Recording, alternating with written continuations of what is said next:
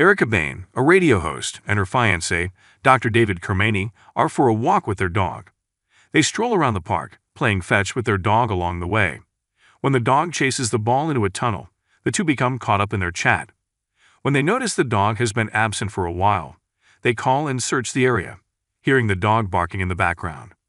They observe the dog, but then a man emerges from the shadows, accompanied with two other men, one of whom is filming. David demands that they hand over the puppy, but one man starts taunting and grabbing Erica sexually. When they attempt to rob David, he fights back, but the men begin violently beating him while throwing Erica around and smashing her into the concrete. Erica is brought to the hospital, barely surviving, and eventually falls into a coma. Detectives Mercer and Vitale arrive at the hospital morgue to look into the case of a woman who reportedly committed herself. They head upstairs to try to communicate with the woman's distraught youngster. Mercer leads her into an office when her stepfather, Mr. Morrow, bursts in, demanding that they hand over his daughter. Mercer refuses, telling him to get a lawyer since he feels the man was involved in his wife's killing, and his daughter is a witness. After a few weeks, Erica awakens from her coma and gradually recovers. She is visited by David's mother, who informs her that his funeral was held a few weeks earlier. Erica falls down in tears, wishing to see him again. She is later visited by cops investigating the crime, but the facts of the attack are too terrible for her to provide much assistance. She is eventually free from the hospital and returned home, where she locks herself in her apartment for days because she is scared to leave. She gradually musters the fortitude to drag herself downstairs, cautiously walking to the door and stepping outdoors. She goes to the police station to gather further information about her case. The officer informs her that while it may be tough, she should wait for someone to come with her. Many minutes later, Erica is still sitting and hears the cops say the same thing to everyone who enters. She becomes fed up and flees, hoping to protect herself. Erica goes to a local gun shop, hoping to buy a gun right away, but she doesn't have a license and is told she needs to wait 30 days. A man overhears her desperation inside the store and offers to sell her a gun for $1,000. He takes her past a market and into a back alley, where he presents her with a vehicle K9. He teaches her the fundamentals and throws in several bullets, and she takes them. That night, Erica walks to a corner store to get some snacks when a man bursts in, blaming the clerk for not seeing his children before shooting her. Erica manages to hide among the aisles, but then her phone rings, alerting the man to her location. He approaches the witness with his revolver drawn, and as he unintentionally passes Erica, she fires 3 rounds, one of which hits the man in the neck, causing him to bleed out. Erica hurriedly makes her way to the counter, removes the tape from the cameras, and runs home, straight into the shower. Soon later, Detective Mercer and Vitale arrive at the scene and begin to investigate what happened. They look around and discover no videos, no money missing, and just one of the 3 shots was on target, assuming they're dealing with an amateur. That night, Erica rehearsed her lines for her radio show, but her words don't reflect how she feels about New York anymore following the attack. She returns to work the next day, but her manager believes she may have returned too soon. It's the only way Erica can find significance in her life right now. Her supervisor gives in, and Erica is reinstated on the radio. She starts to say her lines, but then freezes in her gloomy memories. Erica then decides to speak from her heart. She discusses how New York has become a place she fears, a concept she had never considered before. Her rant captures the attention of Mercer, who is driving, as well as everyone else in the studio. Erica goes to David's grave that evening and remains there until nightfall.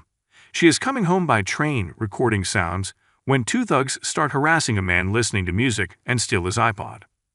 An old guy attempts to intervene, but the thugs harass him as well, eventually chasing both men off the train. They see Erica is still sitting there and approach her, teasing her. One man draws a knife on Erica, but she calmly draws her gun and kills both men, all 4 rounds on target this time. Erica walks peacefully away from the train, noticing that she didn't have to kill them and amazed by how calm she feels. When cops pass her on the street, she flees into a bar's restroom, where she removes her hoodie and throws up. Mercer and Vitale arrive at the scene, find the iPod, and note that it could have been stolen, but no money is missing.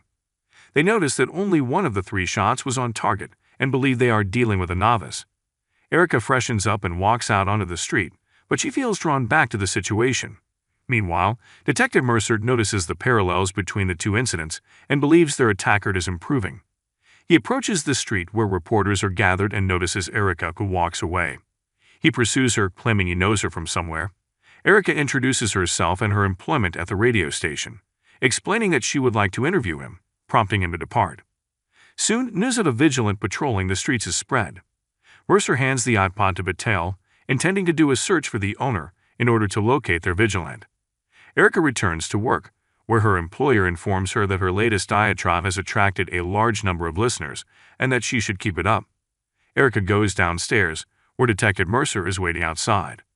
She turns to leave, but Mercer enters and calls after her. He informs her that he saw her in the hospital the day after her assault, and that he and his ex-wife are huge fans of her show and are relieved she is back. He has investigated her case and vows to locate the guilty. He accepts the prior request for an interview, and the two sit and converse. She interviews him about what he looks for at crime scenes and what he thinks about the crime on the train. On the television, he sees Mr. Morrow and informs Erica off the record that he is a crooked businessman and mobster who murdered his wife and has custody of his stepdaughter, the only witness. Mercer acknowledges that he has no legal recourse, but states on record that what has been done is done. She finishes by asking him how he felt the first time he shot someone. Mercer hands her his card and tells her to call him after work. Erica is on her way home one night when a man in a parked automobile calls out to her. Erica approaches and notices a female who has passed out in the back. Erica enters the back, where she discovers that the girl's name is Chloe. The man believes he is in for a good time, but Erica pulls a gun on him and demands that he pay over all of his money to Chloe before they both leave the car. The man attempts to run them over, but Erica shoots him dead, causing him to crash. During the pandemonium, the automobile strikes Chloe and runs her over. Erica calls the cops and hides as they take Chloe. She returns home, where her neighbor sits outside and spots blood on her cheek, but merely encourages her to remember right and wrong. Mercer is conducting a press conference with Erica present, revealing that the witness is awake and will be interviewed shortly. Erica arrives at work the next morning, where her manager announces that they will be opening up their show to take call-ins. Erica points out that her show isn't appropriate for call-ins, but her boss insists. During the show, she begins to receive calls, and the majority of people appear to admire the vigilant, even pretending to be one. Erica storms out and heads over to the police station. Racked with remorse, she attempts to turn herself into the cops, but ultimately decides to escape. Erica calls Mercer to talk, but it turns out she has shown up at Mr. Morrow's building and tells him that he has been kind to her. She enters the elevator with Morrow, who ignores her as he exits and proceeds to his car.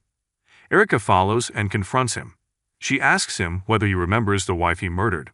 He strikes Erica with a crowbar and injures her, but she fights back and pushes him off the roof. Erica returns home, where her neighbor discovers her bleeding on the stairs and helps her into her apartment. Mercer is examining the situation when he recalls hearing an elevator sound from afar. Erica is being aided by her neighbor and admits to killing someone. Her neighbor tells her it was probably necessary, but he doesn't ask any further questions and helps clean up Erica's blood. Detective Mercer is skeptical of Erica and invites her to the hospital, where he is set to meet with Chloe. Erica cautiously enters the room, and Chloe recognizes her. Mercer questions Chloe about the night, but she says she saw no one. As they leave, Mercer wonders why Erica called the night before and asks her where she was, but Erica just replies that she went to bed. The investigators apprehend the owner of the iPod, but the child claims he didn't witness anything unusual, just an old man and a woman sitting on the train. As they leave, they try to get the guy to do a sketch, but end up with a drawing of a celebrity. Mercer observes that it is a common occurrence. Erica is at home when Mercer arrives to chat with her. He shows her her ring, explaining that they discovered a suspect's girlfriend attempting to pawn it. He asks her to identify them from a lineup, which she initially opposes but eventually agrees to. Erica arrives at the station, where she sees the man who attacked her but denies recognizing him before leaving. Mercer then meets her in the elevator, and the two go out to eat together. He begins telling her about Morrow and the attack on him, as well as their new suspect, a lady. Mercer suggests to her that she is now a suspect and says that if he has to, he would bring that person down, no matter how close he is to her. Before Erica leaves, the two spend a moment together. Erica, inspired by vengeance, begins asking around at local pawn shops to discover the woman who attempted to pawn her jewelry. Meanwhile, Mercer contacts a friend to have a trace done on Erica's phone on the night Morrow died and discovers that she was in Morrow's building. Erica finds the pawn store and bribes the owner to provide the woman's whereabouts and address. Erica hunts her down and calls her cell phone to identify her. Erica follows the woman into her apartment and confronts her about the ring. She wants to know where her boyfriend is, but the lady responds that she witnessed what happened and does not want the same to happen to her. Erica leaves disappointed, but receives a text from the girl apologizing and providing the address, as well as a video of her attack, which causes Erica to cry. Erica then texts Mercer, saying goodbye and including a video. Once he receives the message, he sprints away to prevent her from carrying out her attack. Erica enters the building and finds the men in an alley, along with her dog. She armed herself and approaches a gate, where the man carrying her dog notices her, but she shoots him dead, leading the others to flee. Erica hides as the second suspect rushes out and shoots him in the back, killing him. She then goes seeking for the final suspect, but she is ambushed by the man who killed David. He begins to choke her, but Mercer intervenes and tells him to stop. Erica pulls her gun, intending to kill the man, but Mercer manages to calm her down and disarm her. Mercer suddenly tosses her his gun and tells her to end it, and Erica shoots the man dead. Erica surrenders, but Mercer refuses to hand her over, instructing her to shoot him in the arm as a cover-up. Erica shoots him, and the two exchange goodbyes before she hurries away. Before releasing Erica's dog, Mercer hands one of the thugs her gun. He then phones for help and is transported in an ambulance. Erica returns to the site where she lost David, and her dog catches up. The two set off.